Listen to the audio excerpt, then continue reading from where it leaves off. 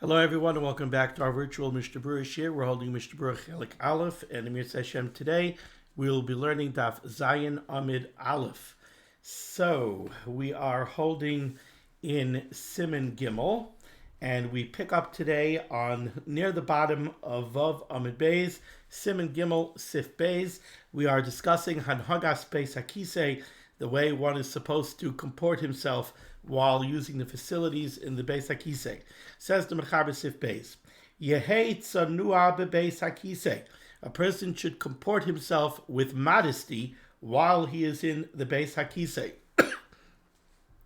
Before we go any weiter, let's take a look right away at the Bir Halacha, which begins on Vav Amid Beis, Dibra Maskil Yehei tzanua. The Chavetz Chaim sends us to a Gemara in Brachas. Ayin bebrachas samach beis amid aleph v'amid beis.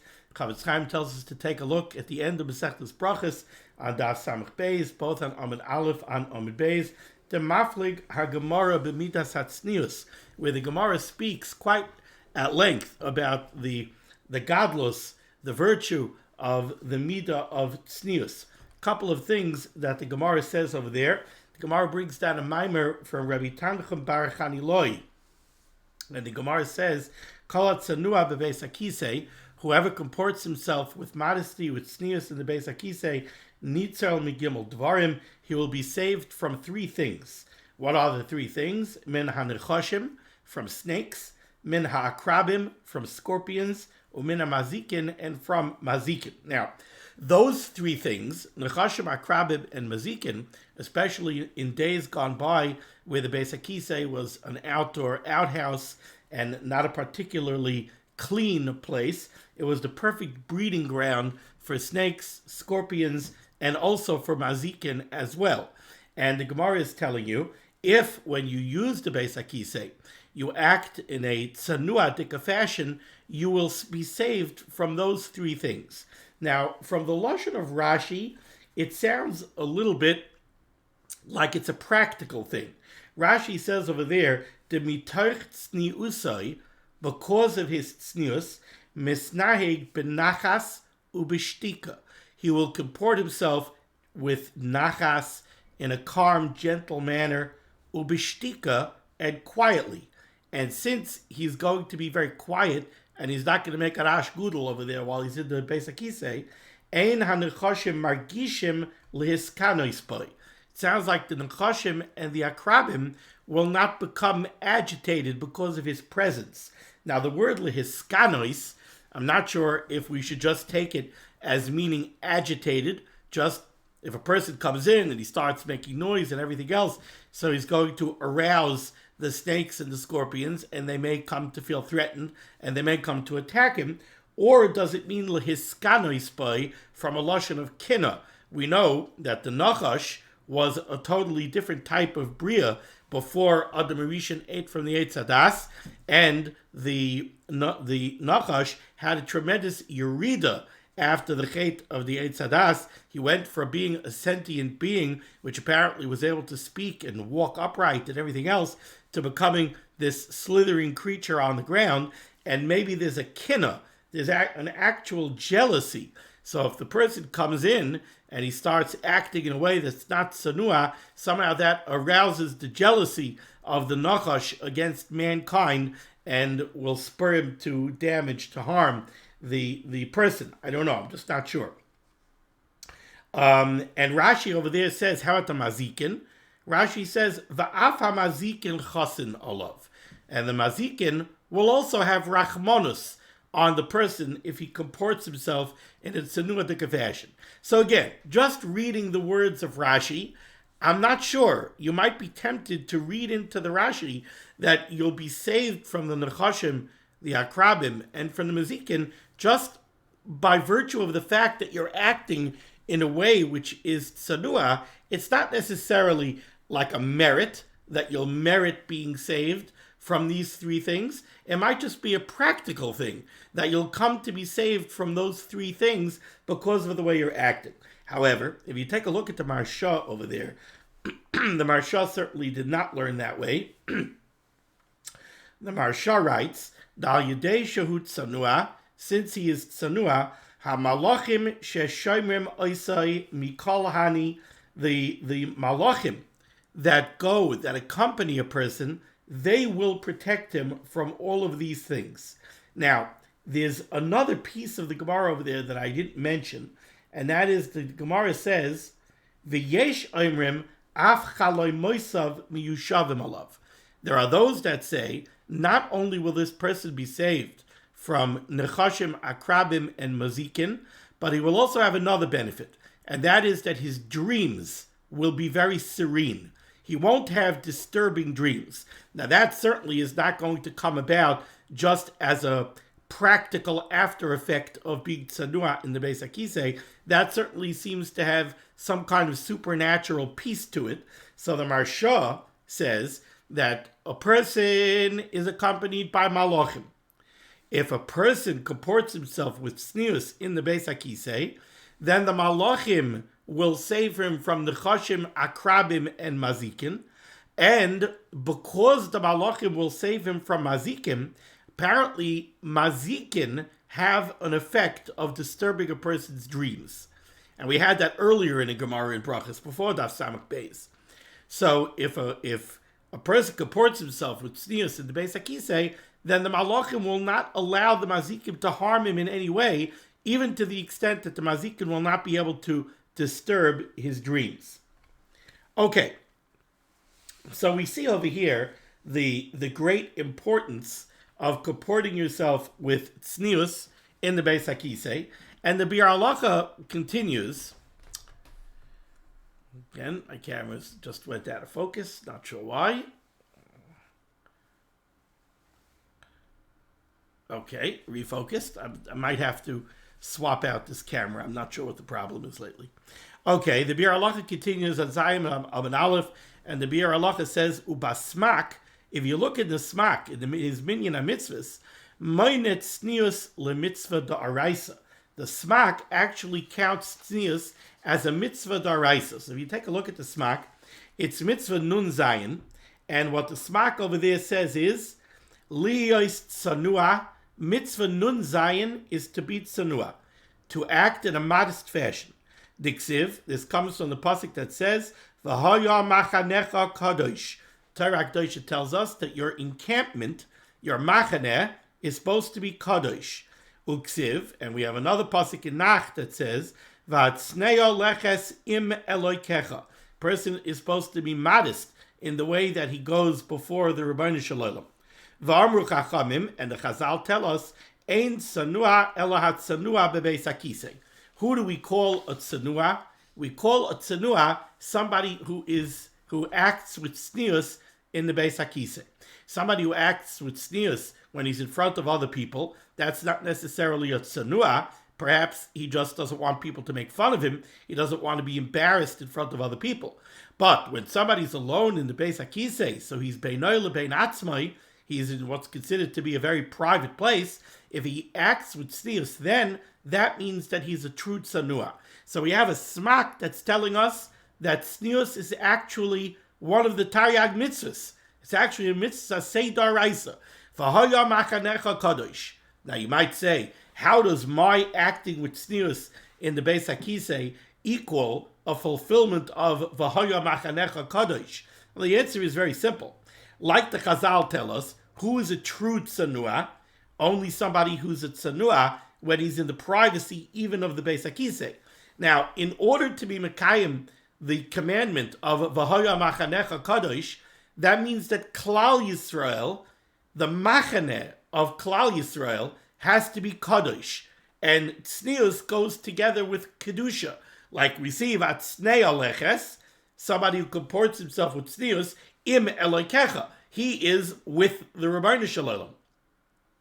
In order to have a machaneh kadosh, the machaneh of Klal Yisrael has to be made up of people who are tznuim.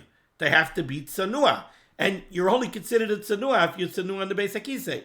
So that's how we come to V'haya machanecha kadosh.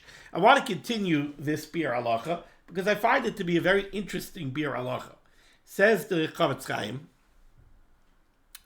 V'ra'isi be'ezeh mekaymais, I have seen in some places, she'misatzlin bebinyan Beis HaKisei l'rabim, that when it comes to construction of a shul, construction of a Beis Medrash, they were misatzel, they took lightly the construction of adequate bathroom facilities. V'yesh al yedei zeh kama michsholos, the Chofetz Chaim says, this causes several different michsholos. Shalmavad shechasar al yedei zeh midas hatznius. First of all, it takes away from the midah of tznius, because if you don't have adequate bathroom facilities, so then people are going to use the fields. When people are using the fields, right away it takes away from tznius. You can have people meeting each other when they're using the facilities. But besides that, it also brings to several different kilkulim. Aleph, 1. Kama meyos brachos, and this is the reason why I wanted to read this Biur Halacha. Kama meyos brachos, how many hundreds of brachos, v'shemos hakadoshim, and utterances of Hashem's name, nizkarim b'chal eis levatala al yedei zeh, will be uttered levatala because of the lack of consideration to construct adequate bathroom facilities. Now, you might be shaking your head. What? We're going to have hundreds of brachos levatala? Hundreds of utterances of Hashem's name levatala because we don't have adequate bathroom facilities? Why is that? Explains the Chofetz Chaim. It's well known, the psak halacha that we're going to learn a little bit later on in Siman Tzadik Beis Sif Aleph in Hilchos Tefillah. If a person has the need to use the facilities and he cannot wait for 72 minutes, tfilasai tayeva, then if he davens during that time, his tefillah is not considered a tefillah, it's considered an abomination. So if somebody finds himself in a situation where he's about to daven, or he's davening Shemoneh Esrei, he has the need to use the facilities, and he could tell that he's not going to be able to restrain himself for 72 minutes, that tefillah is a tayeva. If the tefillah is a tayeva, then all the brachas that he's going to say are going to be brachas levatala. And all the utterances of Hashem's name are going to be levatala. Ukisheyesh beis hakisei samach loi, if he has a proper beis hakisi nearby, v'utzarach l'nekav of kaidim tefillah Shemoneh Esrei, and before going to daven Shemoneh Esrei, he realizes that he has need of the facilities, lo yisatzeh leilech lipanos, he won't be lazy. He won't refrain from going to use the facilities. If he just has to go downstairs, it's no big deal. But if there is not a proper beis hakisei, and now he's going to have to take off his tefillin, and he's going to have to go home, he will be misatzel, chas v'chalila, v'yatzar atzmai, and he will restrain himself from going to the bathroom ad achar tefillah until after Shemoneh Esrei imhu ish hamoini. If he's a layman and he doesn't really understand the severity of the halacha, then he's not going to abide by the halacha. He's just going to daven Shemoneh Esrei, even though he really has the need for the facilities. Va'afilu imhu ben Torah shelo yisatzel atzmai leilech ulechapes eza makom, and even if he's a ben Torah, who certainly will not be an otzel, he certainly will not be lazy. He won't hesitate to go home. But he will miss tefillah b'tzibur, because instead of having a bathroom right there in the hall or downstairs that he could go use, he's going to have to go home. It could also bring to bittul Torah. Also, you can have people becoming embarrassed. They bump into each other in the fields when they're using the bathroom. It could also bring to physical danger. Because when somebody restrains himself from having to urinate, it could bring on this disease called hadroikin. And it could bring to many other kilkulim as well. Al-Kain, therefore, says the Chofetz Chaim, mitzvah rabbah, it would be a great mitzvah l'sayeya bazeh, to help out monetarily with the construction of proper bathroom facilities for a Beis HaKnesses, for a Beis HaMedrash, kidei lahaser ha'michsholos ha'elu miYisrael, to take away these stumbling blocks from Klal Yisrael, v'yazkiru es shemo Yisparach b'kedusha, so that people will be able to mention the Shem Hashem Biktusha. Okay, so again, one of the main reasons I wanted to read through this Bir Halacha was to show the severity of davening Shemona Esrei, saying brachas, even we'll see later on, learning Torah, while one has the need to use the facilities. You see over here the severity with which the Chavetz Chaim is treating it. He's talking about hundreds of brachas levatalos, hundreds of utterances of Hashem's name levatala. So this is something that is to be dealt with in a very stringent fashion. Okay, now let's go back. So we're back on Vav Amud Beis in the Mechaber. So it says the Mechaber here in Sif Beis. A person is supposed to comport himself with modesty in the Beis HaKisei. V'lo yegala atzmayin, he should not cover himself ad sheyeshev until he sits down. Now, the wording of the Mechaber and the wording of the Mishnah Berurah assumes the style of dress in days gone by, where, like we've spoken previously, they tended to wear a long cloak. And that's what was covering them. And therefore, the descriptions that we're going to see and the measurements that we're going to see used here are all assuming that style of dress, which is not negayah to us. It's not the way we dress. However, the principle of the halacha remains in play. And the principle is that even when in the Beis HaKisei, even when using the facilities, one is supposed to comport himself with modesty. Modesty requires that you do not expose, for sure, the private areas of the body, but we've seen even earlier, even areas of the body that are not so private, right? We spoke about the upper arms, we spoke about the upper legs, we spoke about the chest. Certainly the private areas of the body, one should take care not to expose them any more than necessary, meaning you should expose the minimum area of the body as possible, as little as possible, and for the shortest amount of time possible. So now let's take a look inside. So the words of the Mechaber were, "V'lo yigala atzmai ad sheyeshev," you should not uncover yourself until you sit down. Says the Mishnah Berurah Beis ad sheyeshev, v'hu adin shelo yakum kishu megula. And certainly one should not stand up while he's exposed either. Now, our style of dress, a man wearing pants, obviously you need to stand up in order to pull them up. So yes, you're going to be exposed for a short amount of time when you stand up. However, don't keep yourself exposed any longer than necessary. So when a person is going to sit down to use the facilities, he should lower his garment, he should lower the pants, just while he's sitting down, immediately when he sits down, not just drop the pants all the way down to the floor and then go. No, as you're sitting down, lower the pants, the minimum amount that's necessary, sit down, and then when you get up, pull them up immediately. Says the Mishnah Berurah, did we do Sif Gimel? No, we didn't do Sif Gimel yet. Okay, so that's the first thing. Don't uncover yourself earlier than necessary, right? That's ad sheyeshev. And the Mishnah Berurah added on, v'adin shelo yakum kishu megula. When you're going to get up, see to it that you should cover yourself up as soon as possible. Now says the Rama, Haga, v'lo yelchu shnei anashim biyachad. Two men should not go to use the Beis HaKisei at the same time. Says the Mishnah Berurah, is cut and gimel. V'lo yelchu, they shouldn't go together. V'im mefached. What if one is fearful? Now, why should one be fearful? So, one reason that they were fearful when going to the Beis HaKisei, because again, back in the day when the Beis HaKisei was somewhat isolated out in the Sadeh, it was frequented by mazikin. Now, we don't have mazikin nowadays, but they apparently did have mazikin. And therefore, there was a reason to be mefached. There was a reason to be fearful. Now, mazikin don't harm people when there's more than one person. Two people, the mazikin don't bother them anymore.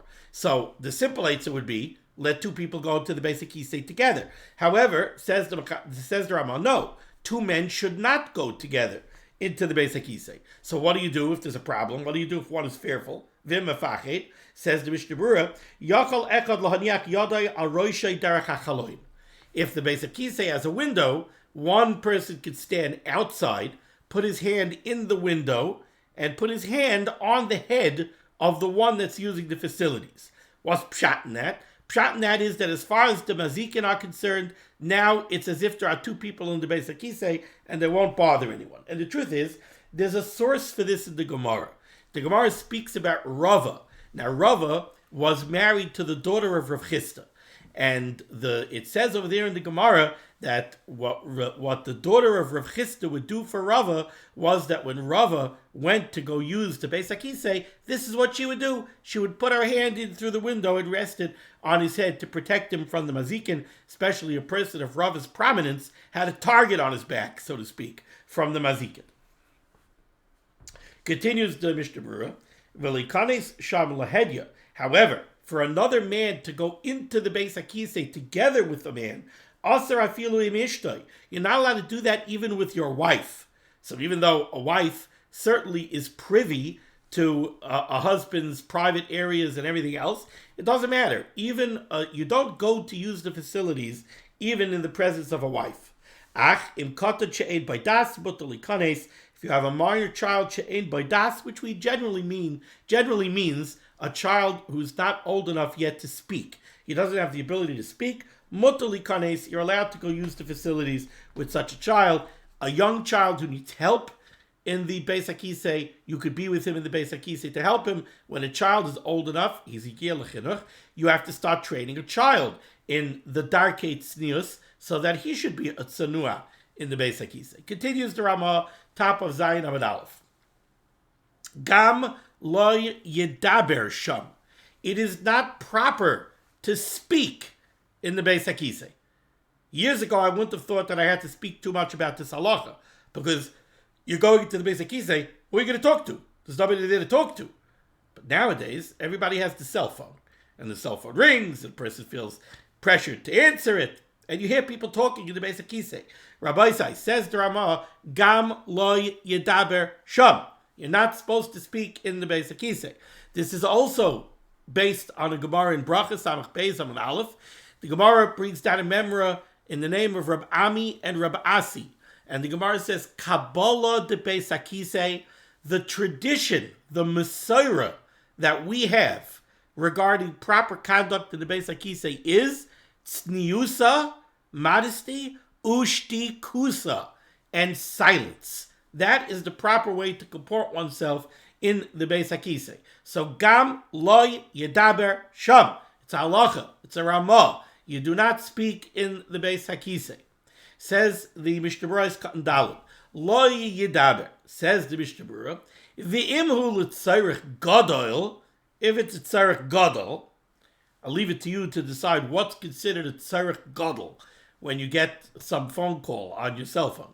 Used to be the phone was in the house. You weren't getting calls. Not in the car, certainly not in the Beis HaKisei. So the call waited. Says the Mishnah Berurah, Efsher the mutter l'daber, maybe it's mutter, it's permissible to speak, kolzman she'ein nifna adayin, as long as you have not actually begun to defecate. In other words, you're waiting. So then, perhaps, the Mishnah Berurah says, Efsher, that it would be mutter to speak for what? For a tzarech gadol.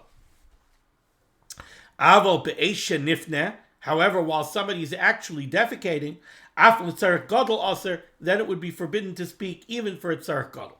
You know what? Let's finish this Mishnah Berurah, even though we didn't read the last words of the. Let's go to the top line of the Ramah and just finish the sentence of the Ramah. The Ramah says, "V'yiskar adelas ba'adoy b'shum tznius." Certainly, somebody should close the door to have privacy while he's using the facilities. Continues the Mishnah Berurah. V'emiyav shaliskar adelas, if it's impossible to close the door, v'ish achar roitza lichnais, and now you see that somebody else wants to come in, and you're using the facilities. Yincharu zelazeh, they should grunt to one another. They should make some kind of a noise. Cough, cough, to let them know that somebody's here. V'lo yedabru, however, they should not speak. Rak hanoshim kishaholchos lebeis hakisei hakavua l'rabim. However, when women go to use a public restroom facility, like like the areas that were used as a basic kisei out in the fields back in the day.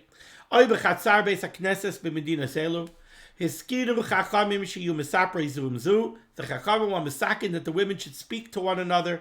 Why? Kedei sheyishama kolan mibachutz, so that their voices could be heard outside. V'lo yichnais ish l'sham, so that a man should not come in v'yisyached imahen and come to be in a situation of yichud together with the women. And the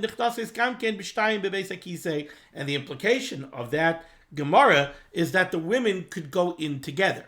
Men, we said 2 men don't go in together, but if we're talking about the women talking to each other so that men should be able to hear them, obviously women were going into the Beis HaKisei together. Says the Mechaber Siv Gimel.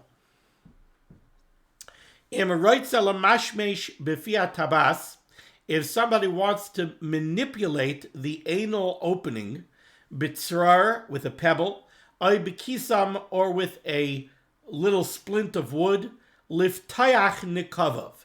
He was doing this as a remedy to constipation. Somebody was having difficulty defecating, and this was considered to be a treatment. And that was that you manipulated the anal opening using, they didn't have toilet paper, so they used tzrar, that was very common. So they had a pebble, and they would manipulate the anal opening with a pebble or with a splint of wood. Somebody wants to do that. Says the Mechaber, Yemashmesh koidem sheyeshev. This should be done before you sit down. V'lo yemashmesh achar sheyeshev, but you should not do this after sitting down. Why? This is not because of physical reasons. Mimnei shekashel kshafim. Because somehow this could harm a person through kishuf. It could bring kshafim onto a person. Famous Machlokes Rishonim, whether or not these concerns are for real or not. Famous Rambam that says not. Famous Gra that says it seems to be the opinion of the majority of the Rishonim that we do have to be concerned with kishuf. But whatever it is, we have here a Mechaber. The Mechaber says if you're going to do this, you should do it before you sit down, not after, because to do it after would be kashal kshafim. Says the Mishnah Berurah, cotton hay, lamashmesh. Now, the Chavetz Chaim gives us some practical advice. If somebody finds that he's having difficulty defecating, Yelech arba amos, he should walk arba amos, approximately 8 feet. V'yeshev, and then sit down. V'yamayid, and then stand up. V'yeshev, and then sit down again. Ad sheyipaneh, until he finds that he is able to defecate.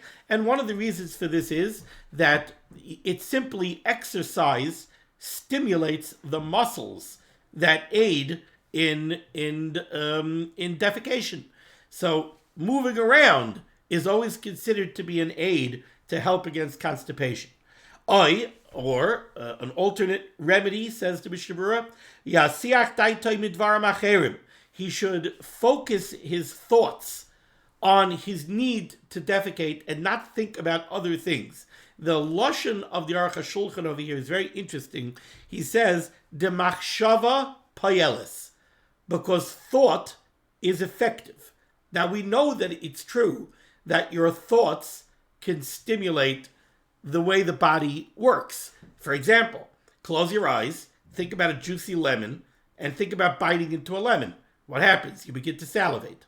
So when somebody thinks about the act of defecating, that could stimulate the muscles to begin to do what they need to do. Now we go to Sif Daled, says the Mechaber, and again, like I reminded you earlier, these measurements and mitziusin that are being spoken about by the Mechaber and by the Mefarshim brought down by the Mishnah Berurah, they're all assuming the style of dress that existed in those days, of a cloak. Says the Mechaber, Lo yegala atzmai, a person should not uncover himself. Remember, we're talking about snius in the Beis HaKisei. You're supposed to expose yourself to the minimum, as little as possible. And with that in mind, says the Mechaber, Lo yegala atzmai, a person should not expose himself, ki im me'acharav tefach, only a tefach to the behind, or milafanav tfachayim, and to his front, he could expose an area of tfachayim, 2 tfachim. So to the back, he should only expose himself a tefach. I assume this means a tefach by a tefach. And to his front, he should expose himself 2 tfachim by 2 tfachim. Now, this is speaking about somebody who's crouching down in order to defecate. So obviously he must expose himself to his rear, right? He has to expose himself in order to defecate. However, he should expose himself as minimally as possible, which the Mechaber means a tefach by a tefach. That is sufficient for the excrement to be able to leave his body and not soil his clothing. Now, why should he expose himself in the front at all? Let him keep himself covered in the front. So the Mishnah Berurah is going to explain, and we know this, that sometimes when a person defecates, it also brings him to ketanim. Sometimes through the act of defecation, especially if a person has the need to strain, sometimes that will bring on urination. So now he's going to, a certain amount of urine might be expelled from his body. If he tries to keep himself covered with his clothing in the front, then his clothing will become soiled with urine. So therefore, he does have to expose himself in the front as well. And the Mishnah Berurah says that when he actually has a greater need, he has to uncover a larger area in the front than in the back. Why? Because in the front, when the urine is expelled, it comes out in a stream, or it comes out in a spurt. So that might travel a greater distance and soil his clothing. Therefore, according to this shita brought down by the Mechaber, he actually has to expose himself more in the front than in the back. So again, the words of the Mechaber, Lo yegala atzmai ki me'achrav tefach u'molfanav tfachayim. Says the Mishnah Berurah, is cutting vav. Tefach, v'lo yoser. He should not expose himself any more than that, mishum tznius, because of the need for modesty.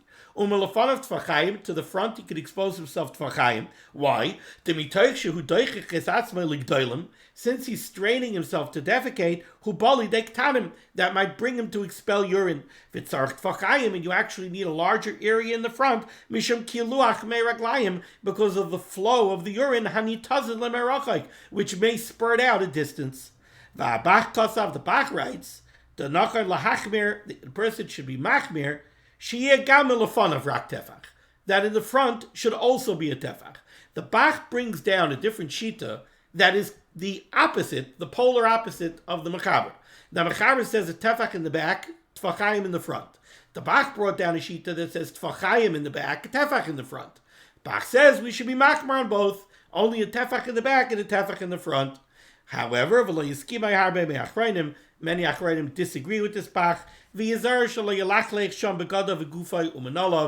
Mishnah Berurah says a person has to take care. There's a balancing act over here between the needs of tznius, but also a person cannot allow his body, his clothing, his shoes to become soiled. That also makes a very big practical difference. If a person's begadim becomes soiled, especially with excrement, he's going to have trouble making brachas, davening. Can't daven with soiled begadim, with begadim that are soiled with tzaya. Urine, if it's wet, you can't daven. You can't make an asher yotzar. Only if it's dry. On the guf, also problems. So a person has to be very careful. He has to make sure not to expose himself more than necessary, but at the same time, he has to make sure not to soil himself, his clothing, or his shoes. Continues the Mechaber in Siv Daled. V'isha, a woman, me'achareh tefach, she should expose herself a tefach to the back, but to the front she should not expose herself at all. Says the Mechaber Sif Hey, Im nifne b'makayim megula she'ein by mechitzos. Somebody has the need to use the facilities, he doesn't have a proper bathroom, he's out in the fields, and he's in a place that is not surrounded by mechitzos. So there's nothing within his vision that's interposing between him and the wider world. He's not in an area that's mukaf mechitzos. So he should take care and he should have intent panav l'daraim, that the front of his body should be facing south, v'acharav l'tzafain, and the rear of his body should be facing north, oy ibcha, or vice versa. Avo bein mizrach l'mayriv aser. However, he should not defecate while he is sitting so that he's facing either east or west. We don't want the front of his body facing east or west. We don't want the back of his body facing either east or west. Why is this? Well, the beginning of this problem is the Beis Hamikdash, the door to the Heichel, the opening to the Heichel, was in the Mizrach. The Kachim, you walked in on the Mizrach side of the Heichel, Ahead of you, opposite you, in the Ma'ariv, in the west, was the Kachik Kachim. The Mokem HaShchina, so to speak, is in the west. Even though, of course, B'loi Chal Haaretz K'voidai. But to us, in our spatial realities, the Rabban Shalom is Lamaila Min HaMokem. The Rabban Shalom is not bound by spatial realities. But according to our spatial realities and understandings, the Mokem HaShchina is in the west. That's where the Kachik Kachim is. Now, there are those that say that because the Mokem HaShchina is in the west, the Mizrach also has Kedusha. Why? Because the Mizrach is facing the Ma'ariv. So the Ma'ariv has Kedusha, and the Mizrach also has Kedusha. Therefore, it is improper, it's not proper respect for the Shechina, for one to be facing either east or west when he's defecating. So that's the first sheet over here in the Mechaber, that if you're in an open area, then don't be facing east or west. You should be facing north or south. But if you're in an enclosed area, so you're in a basic kisei, it doesn't matter. Why? Because it's not considered, even if you're facing west, it's not considered that you're facing the Mokem HaShchina because there's a mechitza. You're walled off. You're in a private area. There's an interposition, so to speak, between you and the Mizrach and the Ma'ariv. So if you're in a building, it's not a problem. Even if you're out in the field, if you're surrounded by mechitzas that you could see, so you know that you're surrounded by mechitzas, again, it's not a problem. But if you're in an open field, then it doesn't seem to be any interposition between you and the Ma'ariv or the Mizrach. That's when it becomes a problem. Okay, says the Mishnah Berurah, Ois Katan Zayin, Megula, this whole concern is only if you're in an exposed area. Aval b'chatzer b'chalin shari. But if you're in an enclosed courtyard, it's fine. Kein kasa Beis Yosef. So says the Beis Yosef, Magen Avram, and the Magen Avram. Aval hataz, but the Taz, Hiskim im Mahari Abuav, he agrees with the more stringent shita of the Mahari Abuav. The b'chatzer gam ken aser be'emtza hachatzer bein mizrach l'ma'ariv. The Mahari Abuav takes a more stringent line. He says, what if you're in a big chutzner? Now, you could see the walls on all four sides. So you know that you're in a walled-in chutzner. But it's a big chutzner. Maybe the chutzner is 50 feet by 50 feet. And you're in the middle of the chutzner. Is that considered that you're enclosed? Says the Mahari Abuav, that's considered that you're exposed. And therefore, since you're exposed, the same halacha takes place, the same halacha applies, and you should not defecate between the Mizrach and the Ma'ariv. So we have two shittas over here. We have the shita of the Mechaber, which is, and the Magen Avram, that you're walled in. It doesn't matter how large the walled in area is, this halacha doesn't apply. We have the more stringent shita of the Mahari Abuav. If it's a big area, that you're in the middle somewhere, then it does apply. Because the Mahari Abuav says, where you are is considered exposed. Unless you go right next to one of the walls. This is negeya in a place she'ein by mechitzos, avalim yesh by mechitzos, but if you are surrounded by walls, va'afilu rak mechitza achas l'tzad ma'ariv, or even if there's only one wall, but it's a wall that interposes between you and the west, yeshev b'tzad ha'mechitza b'samachla, you should crouch down right next to the wall, at least within 4 amas of the wall,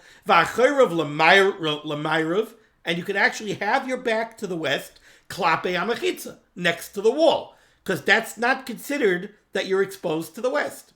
And if the mechitza happens to be in the east, again, crouch down next to the wall, with your back facing the east. However, there are those that are machmir because you're exposed in the front to l'tzad ma'ariv ashchinim ma'ariv. Uvamakim she'efshir tov lahachmir. Kasav ha'priba gadim to ein shir l'goyva ha'mechitzas. Doesn't matter how tall these mechitzas are. Rak kol shein peruay megula yidei zeh shari. As long as they're tall enough that they cover you, you don't need 10 tvachim, a din mechitza. As long as the mechitza is tall enough that you're not exposed, that is effective. Ice cut and test. The Mechaber said you should see to it to crouch down when you defecate between the north and facing north or south. However, there are those that say no. It should be specifically the back to the north and the front to the south, not the opposite. It's cut Yud Bein Mizrach, Bein Mizrach L'Marav Aser. You should not defecate facing either east or west. Bishom Dashkin Asher B'Marav, because the Makam Ashkin is in the west. Va'afilu im Machzer Panav L'Marav Aser. And even if you're going to turn so that the front of your guf is facing the Ma'ariv, so that you're actually defecating to the east, not to the west, that's also aser. The Mizrach Shehu Neged Ma'ariv, because like I said earlier, the Mizrach that's facing the Ma'ariv, Yesh L'Gam Kein Kedusha, it also has a certain level of Kedusha. Now we go to Sifa. Says the Mechaber. V'chein, similar to these halachas of which directions you're facing when you're using the facilities, similarly, Aser Lishain, it is prohibited to sleep Bein Mizrach L'Ma'ariv, between the east and the west. So the Mechaber is telling you, you're not supposed to have let's say the headboard of your bed to the west and the feet of the bed to the east, or vice versa. Your bed should not be aligned in an easterly, westerly, or westerly, easterly direction. It should be aligned between the north and the south, im ishtai imai, if he is sleeping together with his wife, so that you will be having marital relations on that bed. Now, there's a very important thing to speak about over here, and that is, when we were speaking about using the facilities, so over there, it's not covered for the Shechina to defecate, to use the facilities, klape the Makam HaShechina, because that is a, so to speak, davar meguna. That's a shameful act, right? It's mo'us, right? To go to the bathroom to defecate. So you don't do that in the Makam HaShechina. Marital relations is not mo'us. Marital relations is not bakavidik. Marital relations is the fulfillment of the mitzvah Sei Daraisa. Open up the Sefer HaChinuch, the very first mitzvah in the Sefer HaChinuch, Pru Ish v'isha zacha shchina shruya beineim. So there's nothing that's reprehensible. There's nothing that's most. There's nothing that's not bakavidik. So what's the v'chein? What's at work over here? Very, very simple. Marital relations is private. You don't do it in front of anybody else. It's also to do it in front of anybody else. Shivisi Hashem l'negdi samid. Anything that's private that you don't do in front of other people, Shivisi Hashem l'negdi samid. You don't do it in the presence, so to speak, of Barei Olam either. So you don't do it between Mizrach and Ma'ariv. Okay, so v'chein also lishad bein Mizrach l'Ma'ariv imishta imai. V'nachan lihizayer, and the Mechaber says it would be proper to be careful of this, afilu kishein ishta imai, even just to sleep. You should not do between the Mizrach and the Ma'ariv. Now, what are the practical applications of this? Do we have to change around our bedrooms and everything else? Well, let's take a look here in the Mishnah Berurah. It's cut in Yud Aleph. Rak yechaven shihe roisha shalamita l'tzafain. Ideally, the head of the bed should be to the north, or margaloiser l'daraim, and the feet of the bed should be to the south. However, ubetshuvas Menachem Azariah pasak kemoisha kasav azayar parsha bamidbar. However, the Chuvas Menachem Azariah brings down a zayar in parsha bamidbar, who says shehe roisha umargaloiser shalamita zela mizrach, that the head of the bed should actually be to the east, v'zela ma'ariv, and the foot of the bed should be to the west. So we have a Mechaber telling us that the bed should not be aligned between the east and the west. We have a Zayar telling me that the bed should be aligned between the east and the west. V'hiskim sham, and this Shilas Chuvas Menachem Azariah, he comes out, sheyeh roish l'ma'ariv, that the head of the bed should be to the west, and the feet should be to the east. V'chei kosav aretz zachayim b'shem kama achroinim. U'michamakayim, tov yosel l'chatchila ninek Shulchan Aruch. The Mishnah Berurah says the best would be to be knowing like the Shulchan Aruch, ki b'tshuvas binyan shel simcha kasa b'shem agra, sha'amar shagam kavanas hazayar hu kai gemara v'loy kepir shara Menachem Azariah anal, because the Gra seems to learn the Zayar to mean the same as the Mechaber, not the way the Chuvas Menachem Azariah learns the Zayar. So a Paisik told me many years ago that really, based on the practical considerations of your house, You're not mechuyev to set up your bedroom in a strange way, because however you set your bedroom up, you're in harmony with one of these shitas. Ice cut Yud Beis, the Mechaber said you should be nizar afilu kishe'enish to imay ayin bar tzachayim debazeh ein lahachmer. We don't have to be machmer with that. Rak b'shoichiv oraim, unless you're sleeping unclothed. Ube'ein kla'im savav hamita, and there are no curtains surrounding the bed. Okay? Thank you so much for joining me for Limud HaTorah. This list of Limud HaTorah should be begging against Klal Yisrael.